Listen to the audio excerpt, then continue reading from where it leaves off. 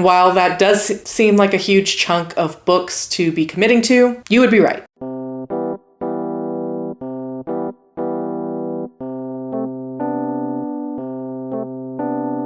Hello everyone, and welcome back to my channel, Read, Share, Repeat, where we discuss books from the perspective of an aspiring fantasy writer, me, Carrie Share. Today I will be doing a cozy reset, and not just any cozy reset, the January cozy reset. If you're not familiar with my cozy resets, what I like to do is look back on the month prior and reflect on my successes in areas of growth before looking ahead to the new month and setting new goals. I also like to do a little bit of tidying up, and then we'll discuss my TBR for the new month. This being the January cozy reset, I'm actually going to look back at the whole year of 2024 and look ahead to the whole year of 2025. And set some personal goals and resolutions. So starting as always with a look back on, in this case, the year we just left behind. 2024 was a kind of an interesting time for me. In 2023, I went through some radical changes in both my personal and professional life, with the fire necessitating a move into a new home and then getting promoted. It was just a crazy time. And so I had hoped that 2024 would be the start of a new normal for me. And while that in some ways bore out, it was completely different from what I expected in other ways.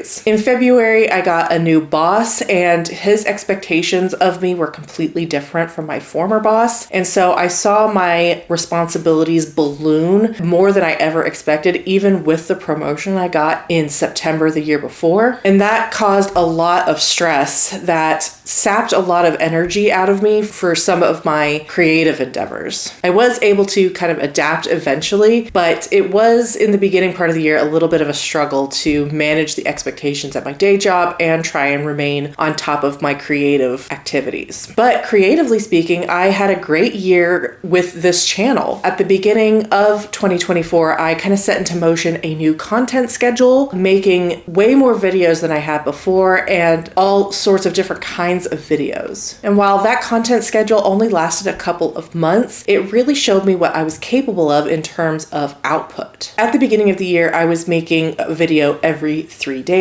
And I found that that was not only manageable, it was actually preferable. Making the content gave me a new hobby and something to look forward to, and a way to marry two of my other hobbies and passions together, reading and writing. At the beginning of 2024, I only had like 12 subscribers, and over the course of the year, that ballooned up to more than 150. And while I have since split off my content into two separate channels, the main one being Just Another Struggling Writer, where I will be focusing on all my writing content, I do appreciate anyone who is joining me here over on the new channel to continue talking about books and reading and life in general. I also ended up deciding to change my major at school. I had been taking primarily creative writing classes with the goal of getting a creative writing degree. And my thought was to eventually graduate and get a job in the publishing industry, but as I continued to dwell on it, I realized that I didn't think that that was necessarily the path for me, primarily because I think I'm just a little bit too old to be starting at the bottom of the publishing industry, and there's no guarantee that a role would be extended to me anyway, because I don't live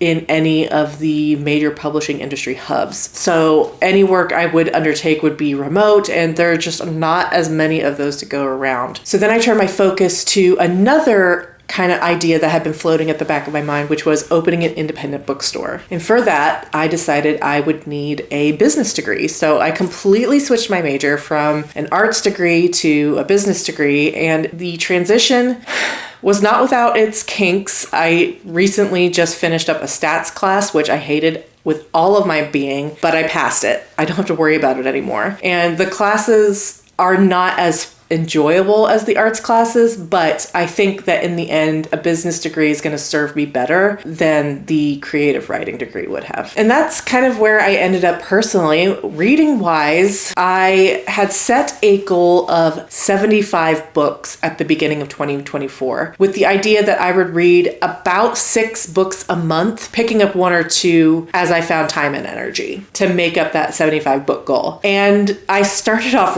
really strong. I read 10 books in January and DNF'd a 11th. But after that, my reading really tapered off. In February, I was going through some daily migraines that pretty much sucked the life out of me and made it almost impossible to read, especially. And that really drained my momentum. And then I hit a reading slump in March and April. I did try and break myself out of it in May, but by June and July, it was pretty obvious that I was still struggling to read as much as I would like. I did better in August, but after that, again, it just sort of trickled off. And at the end of the year, I think I only did 3 books in November and 3 books in December as well. So all told, I finished out with 55 books that I finished to completion, and I had 10 additional DNFs. But all things considered, the year before in 2023, I only read 36 books. So I way overshot my previous year, and ultimately that was really all I wanted, was to do better than the year before. And that will again be my goal this year. And that pretty much puts a bow on 2024. I hit some peaks and I definitely hit some valleys with my health, with my mood, and with the goals that I wanted to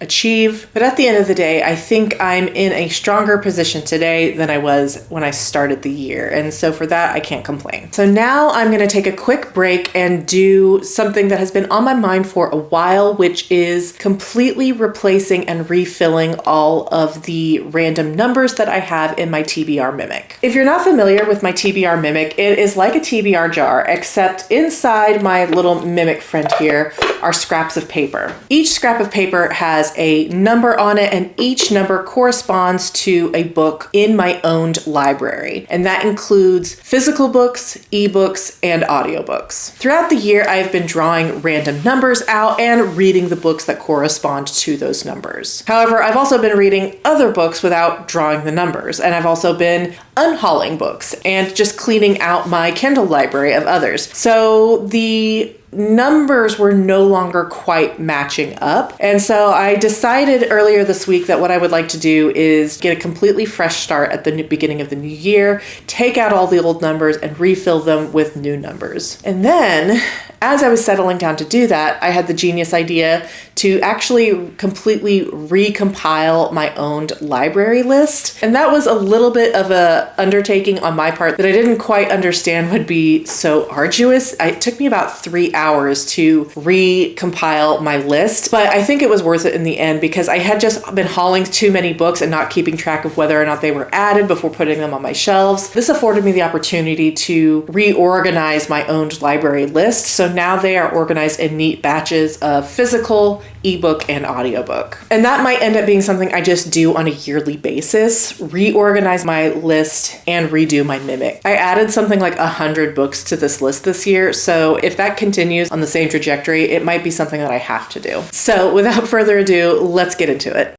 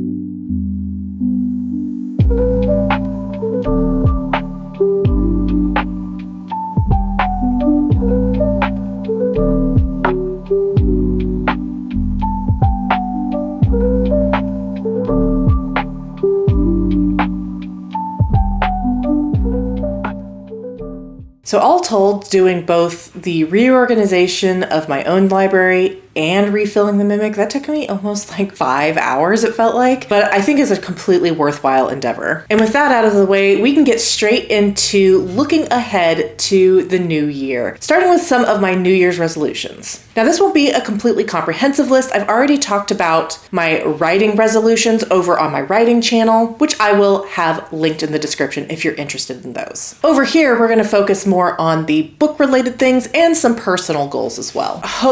Starting with my 2025 reading challenge and the number of books I want to read this year. And brace yourselves, it's a big one. I have decided I'm going to aim for 8 books a month for a total of 96 books at the end of the year, rounding that out to an even 100. You might be asking yourselves, Carrie, you didn't even come close to your goal last time. You were 20 books short, and you weren't able to do even 6 books a month last year. Why do you think you can go even higher? Well, the reason for that is I have found that the higher I set my goals, the more I reach for them, and I push myself beyond what I think is my limit. And in so doing, I find that it wasn't my limit after all. And if I had just set a lower goal, I wouldn't have reached as hard or tried to push myself as far. And I would never have found that my boundaries aren't really my boundaries. So whenever I set a big goal like this, I am doing so with the acceptance that it is not just possible, but even likely that I won't hit these numbers, but I will get more done reaching for a higher goal than I would with a lower goal. I don't know why, that's just the way my brain works. It's a system that works for me. As long as I don't get down on myself for not hitting the goal, which I am pretty good at as long as I acknowledge that they are completely outrageous goals to begin with, then we're fine. So yes, 8 books a month, averaging 2 books a week, all the way through to the end of the year, ending up with hopefully around 100 books. That seems insane, and it probably is, considering not only do I have a job and kids to attend to, I also am taking classes,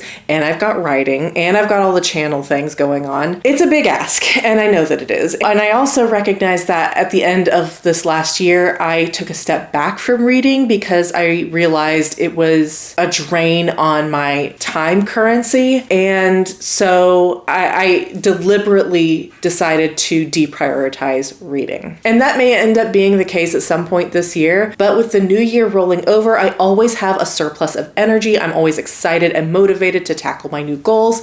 And I don't want to go into this new month and this new year depressing my expectations ahead of time. I want to go forward with energy and with excitement, and if that tapers off, so be it. Another big target that I want to hit this year is I would like to achieve a 50% mix of reading books that I own and books from the library. I'm a big fan of my Libby app. I am constantly in it, filling up my holds and my loans that I have taken out. It's actually kind of a problem because I'm supposed to be sharing it with my kids and they can't ever use it because I'm always like filling up all the allowance that we have. But I love Libby. I'm using it all the time. And of course, the library is a great way to taste test books and authors without the commitment on your wallet. But I do want to tackle some of these books that I own, so I can't just rely on Libby. That's why I'm thinking a 50% mix is a good ratio of tackling my TBR. I got really, really close to that number. I think it was like a 55 or 52, maybe 53% library book. So I'm right in the butter zone,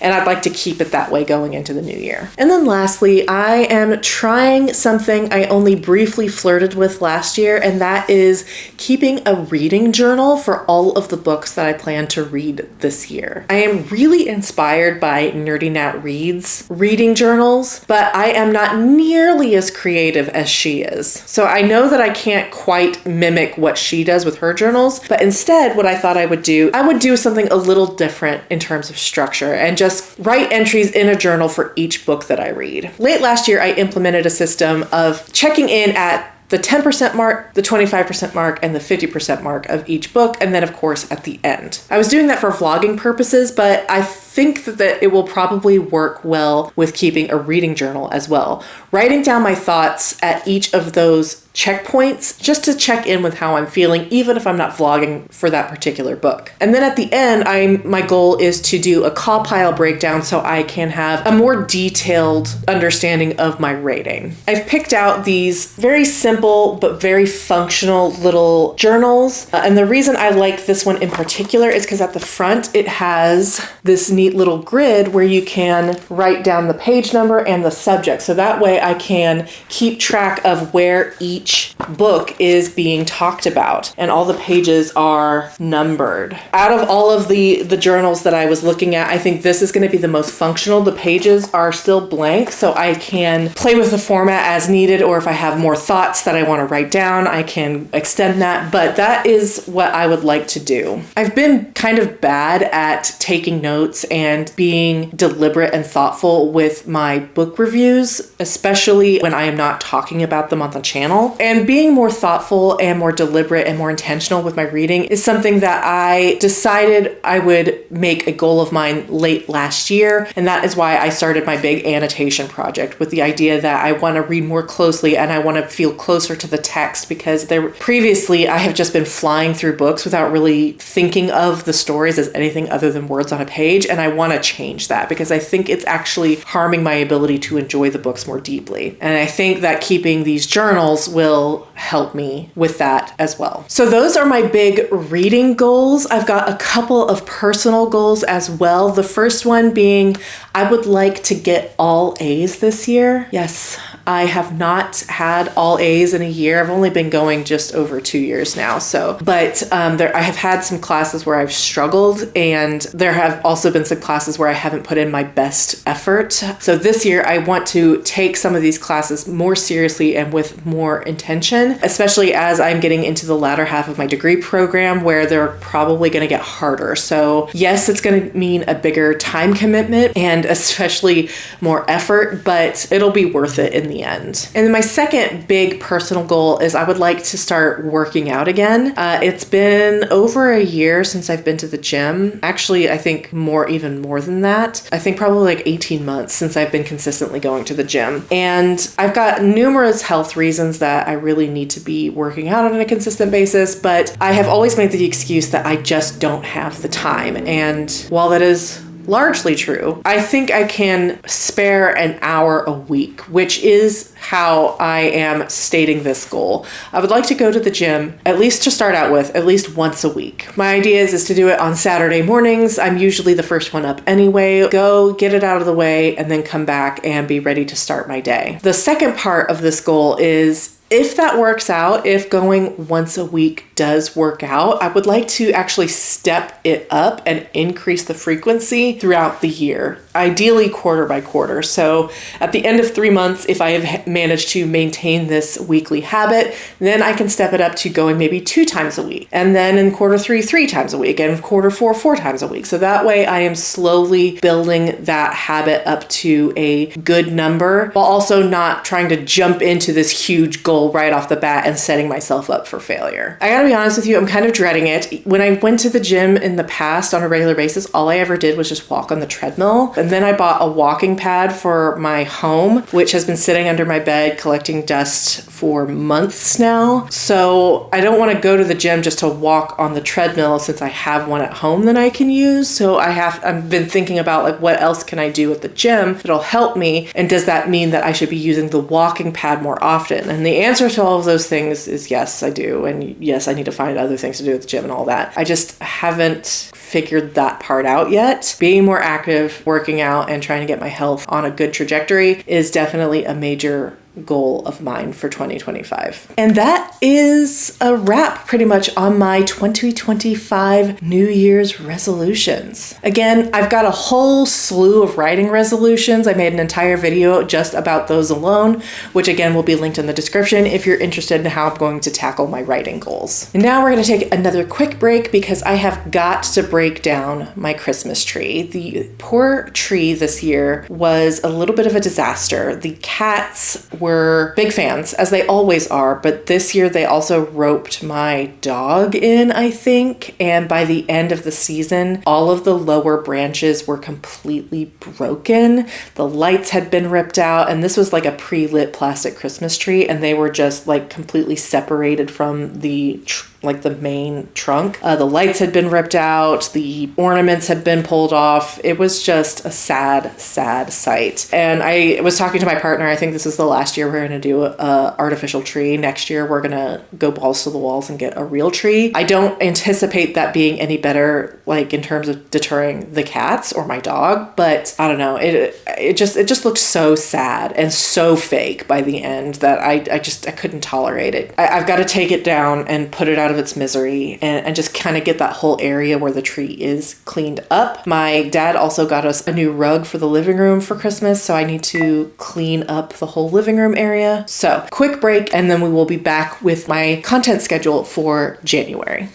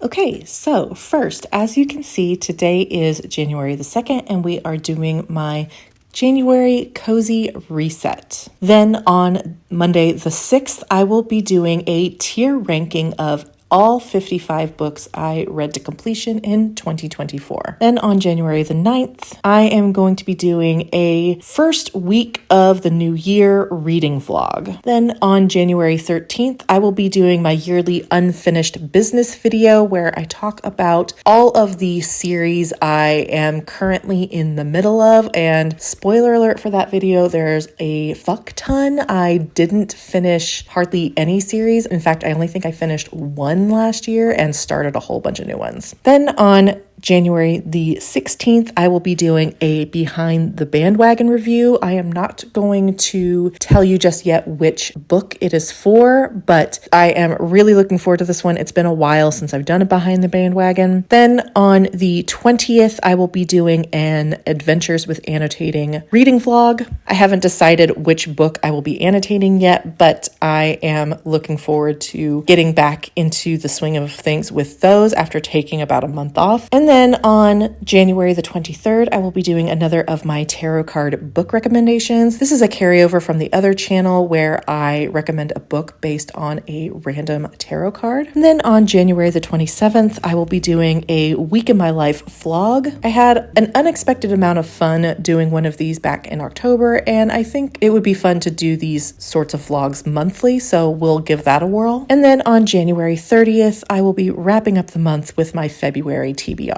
And that just about does it for this cozy reset, except we have yet to talk about my January TBR. Last year, I tried to construct my TBRs in very deliberate ways with specific categories I wanted to fill. And that worked for a little while, but as my reading slumps continued throughout the year, I thought maybe it wasn't the best to have something so structured. It serves its purpose at times, but not all the time. I do still have categories, but as you'll see in a moment, they are much looser than they were in in the year previous. The first category in my TBR will be books I had on last month's TBR that I didn't get to. For this month, that means 3 books. First is The Last Graduate by Naomi Novik, because it looks like I am not going to be finishing by the time that this airs. I have been reading this book since October. Reading slumps, struggles with my mental health, and the holidays have just conspired to keep this book from being finished. I am at 52%. There's less than 200 pages left. I just need to pick it up and finish it. So that is going to be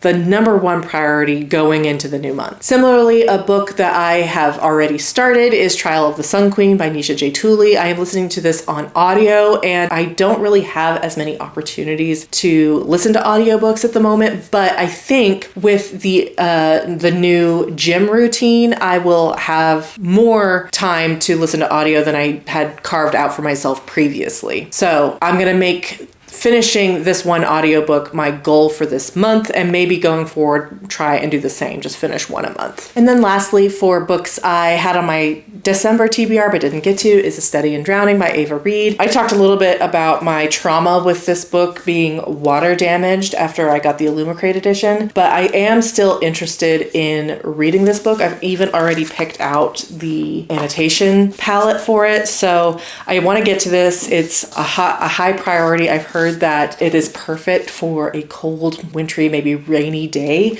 So I am hoping to knock this one out pretty early in January. So those are all the books I didn't manage to finish or didn't get to in December, and will be prioritizing at the beginning of January. The next category for my TBR is my library books. I mentioned earlier that I am constantly cycling through library loans and holds. Pursuant to the goal of maintaining a 50-50 mix, I've got several books in this section. I don't think I will get to all of them. I've got 4 that I currently have out, and then 3 more that are on hold that are likely to come due in January. Now, I do have the option to postpone my hold if I don't have time, and that will likely happen. So I'm not expecting at all to get all 7 of these read this month, but we'll just go through them quickly. The first is The Bridge Kingdom by Danielle L. Jensen. I've heard this is a very popular romantasy story, and last year I read A Fate Inked in Blood by the same author, and I liked it for the most part,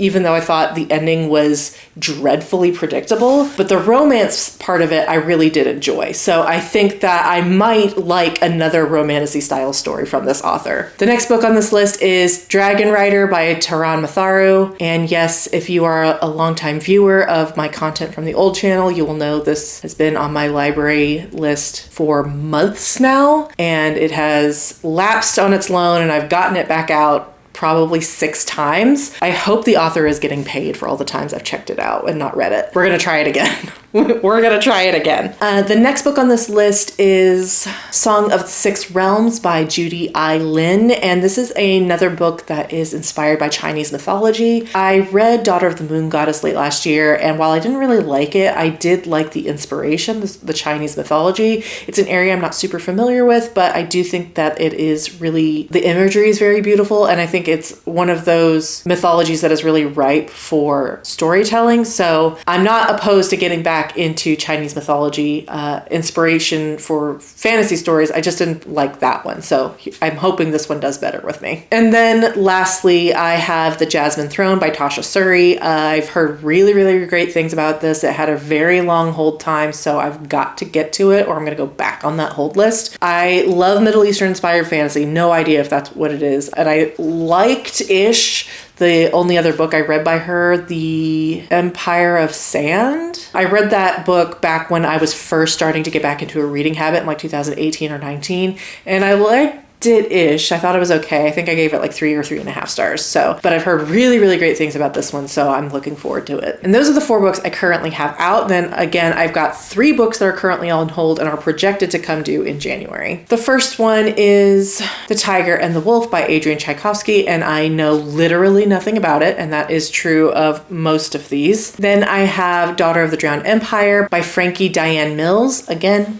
Not a clue what this is about. I just know that it was a very long hold time. And then lastly, a memory called Empire by Arcady Martine. And this came onto my radar because of Carrie Cakes. She really highly recommended this, and it's a sci-fi book, which I don't read a ton of. It sounded just really cool and interesting, so I got on that whole list as well. So those are my library books, and then I've got 2 books off my priority reads list. If you watched my last video, you know I did a 3x3x3 of books I want to read in 2025, which means there are almost 30 that I need to read this year. And while that does seem like a huge chunk of books to be committing to, you would be right. And it also means that I need to commit to reading at least 2 off that list if I want to even come close to hitting all of them before the end of the year. So this month I've already picked out the 2 that I would like to tackle. The first being The Grace of Kings by Ken Liu, and I could not have picked a more monstrous book because it is almost 700 pages. But again, this is another great example of the hype getting to me. I've heard a lot of really great things, and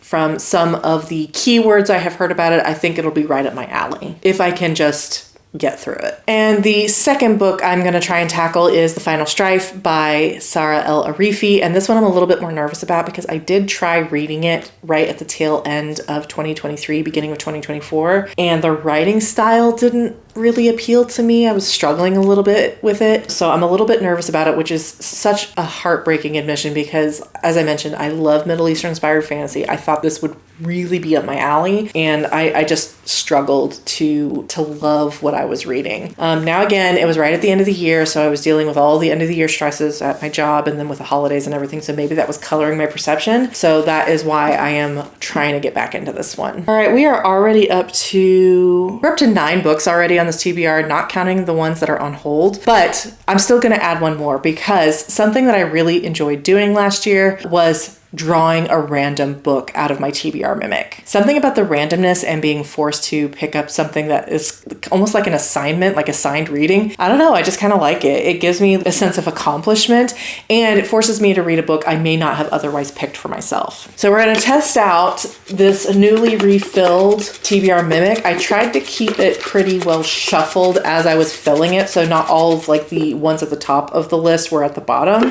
We'll see how that bears out though. So I've given it a good shake. As you can see, it is pretty full. And we're gonna try and go for one that's a little bit in the middle. Oh no, my list is all the way over there, so I'm gonna have to get up and find out what this is. So this is definitely a physical book because it's at the top. It says 23. So let's check out and see what 23 is. Proving what I just said, picking out a book that I would not have normally chosen because this random draw was The Book of Witching by C.J. Cook, and this is a horror novel. And something I learned last year is that I don't really enjoy horror in the way that I should because it's not scary in any way, shape, or form to me. I have found that I'm just not imaginative enough when I read to get scared by horror, and so a lot of the thrill is taken out of the journey, which I think is part of the point. And yet, in the October Book of the Month box, there was literally nothing else that appealed to me, and I had already held off on using my credits for a couple of months in a row, so I went ahead and got one. Benefits are that it's a little on the shorter side, just over 300 pages, and it's different from everything else that I have on this list. So it could be something that works out in the end.